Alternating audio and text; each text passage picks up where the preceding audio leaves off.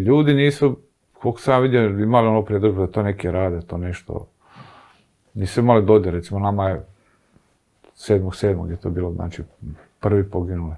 I sad, paralelno s tim, to je ljeto, ljudi se kupaju na Dravi, na Copacabani Osječkoj, gdje su kao bazeni i kupalište gdje je. Znači, nemaju onaj osjećaj, ono, otvoren, da je ratno stanje, da je neki rat.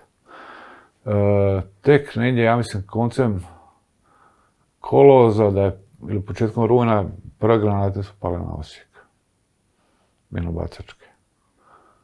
I onda su tek ljudi mogli uvidjeti da je to rat, da je to sirene, opće opasnosti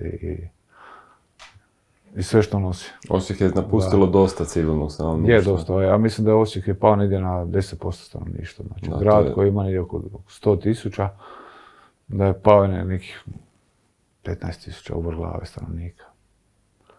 Prazan grad. Prazan grad, grad duhova. Da, grad duha. Ja se sjećam ono, idem kući ili negdje, ono, kad sam slobodan, ti ideš ulicom prazno, nema nikog na ulici, ono, samo sluškuješ